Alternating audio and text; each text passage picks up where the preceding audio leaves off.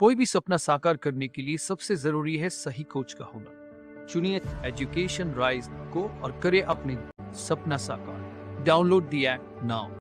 Hello everyone, देखिए half yearly exam का class 11th का जो क्वेश्चन पेपर हुआ है आज इंग्लिश का, तो उसका मैं सॉल्यूशन लाया हूँ आपके लिए। बेस्ट सॉल्यूशन, शानदार सॉल्यूशन हम करेंगे। आप इस वीडियो को कम्प्लीटली देख लें, कंप्लीट अपना अपना जो पेपर है उसका मिलान कर लीजिए। तो एक एक करके हम सारे क्वेश्चंस देखेंगे। सबसे पहले शुरुआत करेंगे हम अनसीन पैसेज से। ये हमारा सेक्शन ए जो रीडिंग है, जिसमें आपको एक पैसेज दिया है, उसको आपको ध्यान से पढ़ना है और साथ ही साथ इसके क्वेश्चन के जो आंसर्स हैं वो आपको देने हैं। तो पैसेज आप सबने पढ़ लिया, मैं सीधे आंसर बताऊंगा आपको।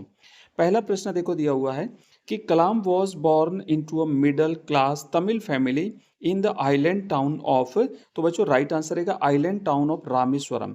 ऑप्शन ए इसका सही आंसर है। दूसरा प्रश्न है, दूसरा क्वेश्चन में थोड़ा सा ऊपर ले लेता हूं। हाँ, अब देखिए दूसरा क्वेश्चन है बच्चों। नेक्स्ट दूसरा प्रश्न है कि Rameswaram was in the erstwhile blank state. तो ये जो है ना मद्रास स्टेट आएगा, मद्रास में पड़ता था। Right answer option C. तीसरा प्रश्न है कलाम्स मदर वॉज, अब कलाम की माँ का नाम क्या था? तो बच्चों ऑप्शन जो राइट आंसर है वो है आसिया माँ। पैसेज में दिया हुआ है Kalam's mother name was Ashiamma. अगला क्वेश्चन चौथा है Kalam's house was situated in Rameswaram in. अब कलाम का हाउस जो था, मकान जो था, वो रामेश्वरम में कहाँ पे स्थित था? तो वो मॉस्को स्टेट में स्थित था। ऑप्शन ए इसका करेक्ट आंसर है। नेक्स्ट पांचवा क्वेश्चन है कि what were the disadvantages to Kalam's father. Kalam के पिताजी के डिसएडवांटेजेस क्या थे? तो बच्चों आप हमने देखा यहाँ पे लिखा हुआ है कि कलाम के पिताजी कलाम साहब कहते हैं कि उनके पास ज़्यादा एजुकेशन नहीं था। राइट, उनके पास ज़्यादा एजुकेशन नहीं था। और उसके बाद मैं आपको यहाँ पे दिखा देता हूँ। देखो लिखा हुआ है कि he had neither much formal education nor much wealth. तो उनके पास ज़्यादा एजुकेशन नहीं था और ज़्यादा धन उनके पास नहीं था। ये एक डिसएडवांटेज था। एक बार फिर से हम नेक्स्ट क्वेश्चन पे चलेंगे। छठा जो प्रश्न लिखा हुआ है, तो छठा प्रश्न बच्चों ये है कि what were the qualities of Kalam's father. Kalam के पिताजी की क्वालिटीज क्या थी, उनके गुण क्या थे, उनकी विशेषताएं क्या थी? तो कलाम के पिताजी के गुण बच्चों यहाँ पे देखो लिखा हुआ है कि उनके पास ज़्यादा एजुकेशन और धन तो नहीं था, लेकिन इसके बावजूद अब यहाँ से आपको लिखना he possessed great innate wisdom and true generosity of spirit. आत्मा की उदारता और साथ ही साथ एक बुद्धिमत्ता जो है वो उनके पास थी। तो ये उनके पिताजी की जो है वो विशेषता है। नेक्स्ट सातवां क्वेश्चन देखो लिखा हुआ है कि what type of boy was Kalam in his childhood. अपने बचपन में कलाम किस प्रकार के बच्चे थे?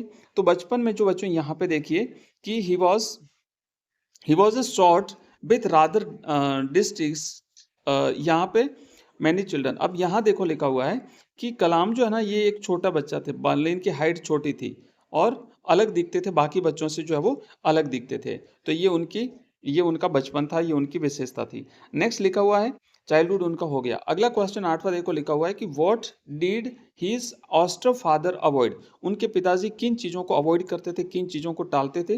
तो बच्चों यहाँ पे देखेंगे कि उनके पिताजी जो है वो जो लग्जरीज जो होती थी, कंफर्ट्स जो होते थे, यहाँ पे लिखा हुआ है कि use to avoid all inessential efforts and luxuries. जो बिना आवश्यक जो चीज़ें थी और जो ऐशो आराम था, उन चीज़ों को टाला करते थे इनके पिताजी। इसके बाद हमारा नेक्स्ट जो क्वेश्चन है बच्चों, नाइन्थ क्वेश्चन है, वो है कि what were the feature of Kalam's ancestral house. उनका जो पैतृक मकान था उसकी विशेषताएं क्या है, पैतृक मकान कैसा था? तो आप देखेंगे यहाँ पे लिखा है कि इनका जो पैतृक मकान था, वो पैतृक मकान कैसा था? वो पक्का मकान था and made of limestone and brick का बना हुआ था।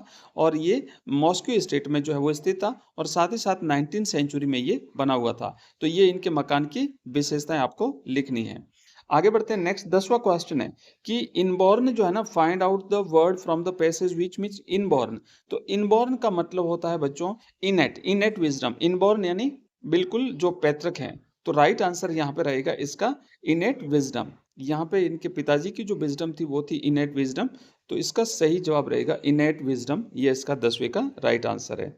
इसी तरीके से नेक्स्ट हम चलेंगे सेकंड। हमारा जो पैसेज है, पैसेज आप लोगों ने पढ़ा होगा, हम सीधे में क्वेश्चन आंसर पर चलूंगा। तो पहला जो प्रश्न दिया हुआ है, पहले प्रश्न में आपको आंसर बताना है कि how do generations contribute in taking the nation to glorious height. तो ये जो पीढ़ियां होती है वो अपने किसी राष्ट्र को कैसे हाइट पर ले जाती है, ऊंचाइयों पर कैसे ले जाती है। तो इसका सही आंसर रहेगा by adding the achievements of their predecessors, अपने जो पूर्वज होते हैं उन पूर्वजों की उपलब्धियों के द्वारा। तो राइट आंसर रहेगा इसमें डी। नेक्स्ट दूसरा क्वेश्चन है कि what does the development of a nation imply, किसी भी राष्ट्र का विकास किस पर निर्भर करता है या किसे कह सकते हैं हम। तो यहाँ पे जो सभी ऑप्शन रहेंगे ना, जैसे involving culturally, politically and economically, तो राइट आंसर रहेगा option D, all of this. Next question तीसरा है, who led our last generation of freedom fighters, हमारी पिछली जो पीढ़ी थी उसको, पिछली जो हमारी पीढ़ी थी फ्रीडम फाइटर्स की, स्वतंत्रता सेनानियों की, उसका नेतृत्व किसने किया था। तो बच्चों ऑप्शन जो यहाँ पे 4 दिए उसमें से राइट ऑप्शन है डी, महात्मा गांधी। गांधी जी ने जो है वो उनका नेतृत्व किया था फ्रीडम फाइटर्स का। चौथा प्रश्न है, find from the passage of the word opposite in meaning to the following. Apathy, apathy का ऑपोजिट वर्ड आपको ढूंढना है। तो अपाथी का ऑपोजिट वर्ड बच्चों यहाँ पे रह जाएगा, यहाँ पे option A strives, right, option A चौथे का। नेक्स्ट पांचवा क्वेश्चन देखिए, लिखा है कि why are visions necessary for a nation, किसी भी राष्ट्र के लिए एक विजन जरूरी क्यों होता है, कोई भी दृष्टिकोण जो है वो जरूरी क्यों होता है। तो देखो पैसेज में आपको आंसर मिलेगा, विजन इसलिए जरूरी होता है because vision provides direction and purpose. कोई भी विजन जो होता है ना वो हमें एक पर्पस, एक हमारा ध्येय, गोल, उद्देश्य निश्चित कर लेता है। तो यहाँ पे आपको लिखना पड़ेगा विजन प्रोवाइड्स, आप लिखेंगे डायरेक्शन, हमें निर्देश प्रोवाइड करता है, और साथ ही साथ पर्पस, एक उद्देश्य निर्धारित करता है। नेक्स्ट छठा प्रश्न, what was the vision of our last generation of freedom fighters, हमारी जो फ्रीडम फाइटर्स की जो लास्ट जनरेशन थी उसका विजन क्या था। तो उनका विजन था to free India from foreigners, यानी भारत को स्वतंत्र कराना, है ना, विदेशियों से स्वतंत्र कराना। पैसेज में आंसर आप सबको मिल जाएंगे, मैं आंसर बता देता हूं, आप लोग वहां से ढूंढ ढूंढ के देख लेना, यानी इंडिया को फ्री कराना, है ना। नेक्स्ट अगला क्वेश्चन है सातवां, कि what is the key to reaching the status of a developed nation. तो इसकी की क्या है, तो की है टेक्नोलॉजिकल स्ट्रेंथ। ये सारे के सारे आंसर आपको इसी में मिलेंगे, यानी कोई भी राष्ट्र जो है वो मजबूत बनता है। यहाँ पे देखो ये लिखा हुआ इसका टेक्नोलॉजिकल डेवलपमेंट, तो ये होना चाहिए किसी भी राष्ट्र को मजबूती प्रदान करने का, इसका जो विजन होता है वो। नेक्स्ट अब देखो आगे बढ़ते हैं, अगला जो हमारा क्वेश्चन है बच्चों, अगला जो प्रश्न है हमारा सातवां हो गया, आठवां क्वेश्चन है। आठवां प्रश्न है कि what is it that constantly drives the people towards their गोल, मतलब क्या चीजें जो लोगों को हमेशा अपने गोल के प्रति आगे बढ़ाती रहती है। तो वह है क्लैरिटी ऑफ नेशनल विजन, राष्ट्र का जो विजन है वो क्लियर होना चाहिए, clarity of national vision. Next है what according to writer won freedom for the country, तो यहाँ पे लिखेंगे unified and dedicated efforts of people, लोगों का एकजुट और समर्पित रूप से जो प्रयास था उससे जो है वो फ्रीडम मिली है। तो यहाँ पे आपको लिखना है कि the unified and dedicated effort of people, answer passage में दिया हुआ है, मैंने बोल के बता दिया, आप लोग देख लेंगे। और लास्ट क्वेश्चन है, हमें आपको अलाइड का जो यहाँ पे आपको लिखना है कि find from the passage the word which is similar, यानी सिनोनिम आपको बताना है। तो अलाइड का सिनोनिम हो जाएगा बच्चों यूनिफाइड, UNIFIED, यूनिफाइड, ठीक है। नेक्स्ट अब देखो यहां तक हमने कर दिए हैं, उसके बाद अब हम आगे बढ़ेंगे और बी सेक्शन में ये कंपोजिशन वाला सेक्शन है, इसको छोड़ेंगे, हम सीधा ग्रामर पे चलेंगे। तो ग्रामर के जो क्वेश्चंस हैं छठा से एक एक करके हम देख लेते हैं। पहला क्वेश्चन जो छठा प्रश्न दिया हुआ है, fill in the blanks with correct determiners, यहाँ पे ऑप्शन डिटर्मिनर्स जो दिए हुए हैं उसको उसके हिसाब से आपको भरना है सही डिटर्मिनर्स का यूज करके। पहला क्वेश्चन है कि सी इज ब्लैंक, आपको भरना है खाली जगह में इंजीनियर इन डिफेंस इंडस्ट्री, तो वो डिफेंस इंडस्ट्री में एक इंजीनियर है। तो बच्चों यहाँ पे ए एन और द में से आपको ए एन भरना है, एन आएगा, सी इज एन इंजीनियर, तो यहाँ पे राइट भरना है आपको ए एन। नेक्स्ट दूसरा देखो लिखा हुआ है कि the member of committee appreciated the initiatives, तो all the members, A double L है ना, ऑल द मेंबर्स, तो राइट आंसर रहेगा यहाँ पे भरना आपको all, A double L, all. चलिए नेक्स्ट क्वेश्चन की तरफ यहाँ पे भरना है ए डबल एल। अगला क्वेश्चन देखो तीसरा, he asked me if I have an few या एनी, तो if I have any question, तो ए एन वाई आपको यहाँ पे भरना है ए एन वाई। नेक्स्ट देखो अगला क्वेश्चन है चौथा, let me put on a clothes, let me put on each clothes या सम क्लॉथ्स, तो बच्चों राइट आंसर रहेगा सम क्लॉथ्स। इसी तरीके से सातवां प्रश्न है, fill in the blanks by choosing correct form of verbs given in the brackets. तो ब्रैकेट्स में जो वर्ब्स दी हुई है उसमें से राइट वर्ब आपको भरनी है।